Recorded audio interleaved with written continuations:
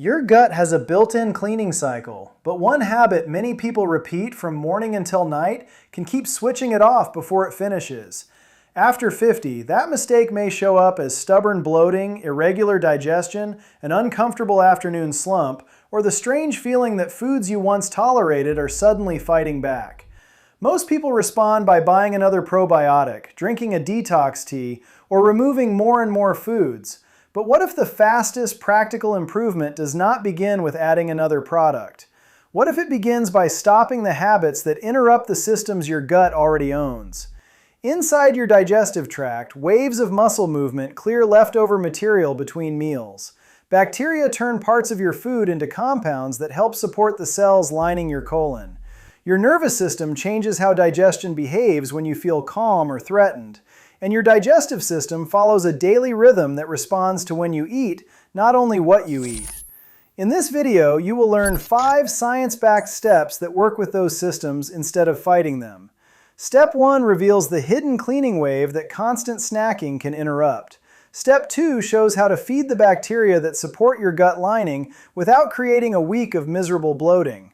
Step 3 explains why fermented food and a probiotic capsule are not the same thing. Step 4 removes a daily pattern that quietly crowds out the foods your gut needs. And Step 5 uses 30 seconds before a meal, plus 1 change after dinner to create a calmer digestive rhythm. One quick note, this is general education, not a diagnosis. If you follow prescribed meal timing, fluid limits, or a special digestive diet, keep following your clinician's plan. You do not need an extreme cleanse. You need a routine your gut can recognize. Step 1. Let the hidden cleaning wave finish. This step is about giving your upper digestive tract a clear gap between eating events. The goal is not aggressive fasting, it is simply to stop turning every hour into digestion time. When your stomach and small intestine are empty, they produce a recurring pattern of movement called the migrating motor complex. Think of it as a housekeeping wave. It moves through the stomach and small intestine during fasting, and eating interrupts it. That means breakfast starts digestion, but the bite of toast 2 hours later starts digestion again. The milky coffee after that counts too. Then come lunch, a few crackers, an afternoon snack, dinner, and something small before bed. None of those foods is automatically bad. The problem is that the gut may spend nearly the entire waking day receiving new calories. Try this instead. Build 3 clear meals, or the meal pattern that suits your health plan, and reduce casual grazing between them. For many people, a gap of roughly 3 to 4 hours between main meals is a reasonable place to start. Water, plain tea, or black coffee do not add calories, but sugar, cream, milk, and small snacks do. Do not turn this into a contest to see how long you can avoid food. If you use insulin or medication that can lower blood sugar, struggle to maintain weight, or have been told to eat more frequently, this step must be personalized. The useful question is not, how long can I fast? It is, am I genuinely hungry, or have I trained myself to eat every time I pass the kitchen? For the next 2 days, notice how many separate calorie events occur between waking and bedtime. Do not judge them, count them.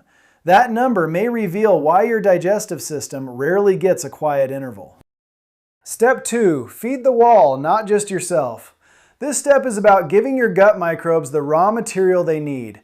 The important word is gradual, because doubling your fiber overnight is one of the fastest ways to feel worse while trying to get better. Your body cannot fully digest many forms of fiber, but microbes in the colon can ferment them. During that process, they produce short-chain fatty acids, including butyrate. Butyrate is an important fuel source for cells in the colon and helps support the intestinal barrier. This is why fiber is more than a constipation remedy. It is food for an ecosystem. In a controlled 2-week diet swap study, African American participants moved from a lower fiber Western style pattern to a high fiber lower fat pattern. Researchers observed major changes in microbial metabolism, including increased butyrate production, alongside reductions in markers of inflammation and cell proliferation in the colon. The reverse pattern appeared when rural South African participants switched toward a lower fiber Western style diet. That does not mean everyone needs 50 grams of fiber tomorrow. It means the gut can respond surprisingly quickly when its food environment changes. Start with one upgrade, not 10. Add beans or lentils to soup. Replace one refined grain with oats or another whole grain. Add berries, a pear, or cooked vegetables to a meal you already eat. If chewing is difficult, use softer options such as oatmeal, well-cooked lentils, mashed beans, stewed fruit, or blended vegetable soup. Legumes are especially useful because they provide fiber and resistant starch. Cooked and cooled potatoes, rice, or oats can also contain more resistant starch than when freshly cooked and piping hot. These foods are not magic, but they offer microbes material that can be fermented. Increase fiber in small steps and let your body adjust for several days before adding more. Federal Digestive Health Guidance commonly places adult fiber needs between about 22 and 34 grams per day, depending on age and sex. But your best starting point is slightly above what you eat now, not an instant leap to a perfect number. Fluids help fiber do its job. Drink according to your own health guidance, especially if you have heart or kidney conditions that require fluid limits. Here's the simple rule. Add one fiber-rich food, keep it for several days, and only then add the next. Your gut does not need a fiber explosion. It needs a steady supply. Step 3. Bring in variety with fermented foods. This step is about exposing your gut to a wider range of food-associated microbes and fermentation products. It is not about buying the supplement with the largest number on the label. Fiber and fermented foods do different jobs. Fiber mainly feeds microbes already living in your gut. Fermented foods may introduce live cultures and a variety of compounds created during fermentation. In a randomized Stanford study, healthy adults followed either a high-fiber diet or a diet rich in fermented foods. During the study, the fermented food group showed a gradual increase in microbiome diversity and decreases in several inflammatory markers. The fiber group showed different metabolic changes, but microbial diversity did not rise in the same way. The lesson is not that fermented food beats fiber. The lesson is that they complement each other. Start small. Try a spoonful of sauerkraut with lunch, plain yogurt with berries, a small glass of kefir, or another traditional fermented food that fits your diet. Choose products that actually contain live cultures when that is the goal. If you are not used to fermented foods, do not introduce several large servings at once. Some people notice extra gas at first, and certain products can be high in sodium or added sugar. And remember this, the word probiotic does not describe one universal treatment. Different strains can have different effects, and evidence for supplements varies by condition. A random capsule is not automatically better than a diverse food-first pattern. People who are severely ill or have a compromised immune system should discuss live microbe supplements with a qualified clinician. For most viewers, the practical experiment is simple. Keep the gradual fiber habit from step 2, then add one modest fermented food serving you genuinely enjoy. The best gut food is not the one you force down for 3 days. It is the one you can still see yourself eating 3 months from now. Step 4. Stop feeding your gut from packets all day. This step is not about declaring one ingredient poisonous. It is about recognizing a pattern that leaves very little room for fiber, plant variety, and minimally processed food. A packaged breakfast bar can be convenient. A diet drink can fit into someone's day. Ice cream at the weekend does not erase a healthy microbiome. The problem is the pileup. Sweetened cereal in the morning, a protein bar between meals, packaged bread, bottled sauce, flavored yogurt, a diet drink, frozen dinner, and a low-calorie dessert. By evening, almost everything came from a packet, yet very little fed the microbes we discussed in step 2. Research into specific emulsifiers and sweeteners is still developing, and responses can differ between people. So do not scan every label in fear. Use labels to notice frequency. Try the 1-for-1 rule. Each day, replace one highly processed item with a recognizable alternative. Trade the snack bar for fruit and a handful of nuts. Replace one packaged side with beans or vegetables. Choose plain yogurt and add your own berries. Cook enough dinner to create tomorrow's lunch. This approach works because it adds what is missing instead of demanding a perfect diet. Pay attention to your own repeatable symptoms as well. If one food consistently causes trouble, write down the food, the amount, and what happened.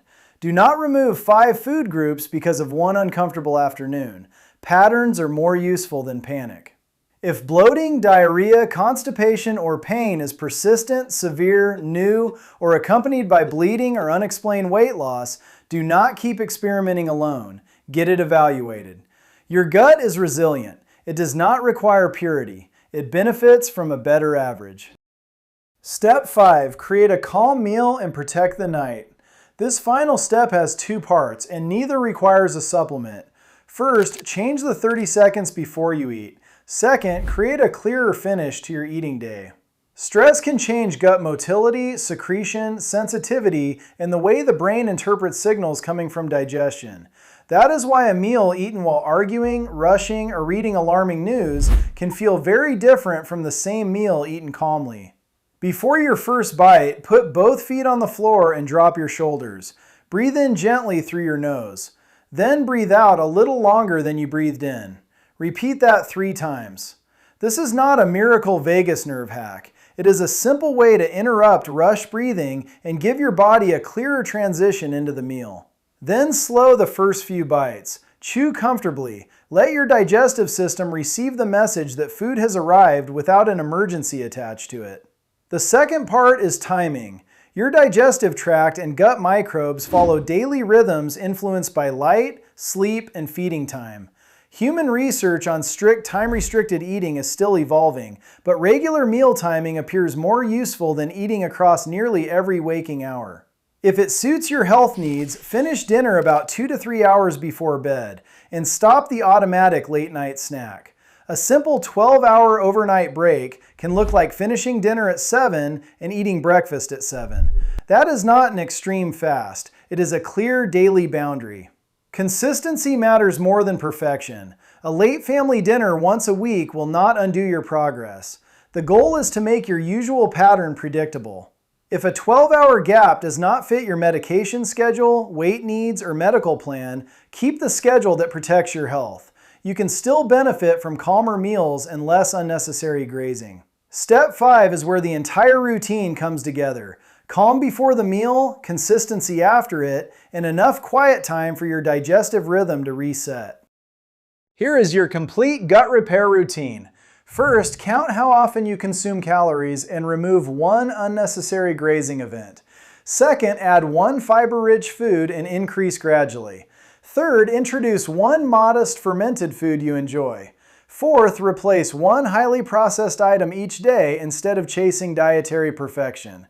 Fifth, take 3 slow breaths before eating and create a consistent finish to the eating day.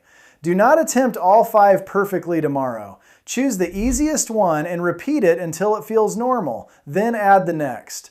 You may notice that this plan contains no cleanse, no expensive microbiome test, and no promise to rebuild your gut overnight.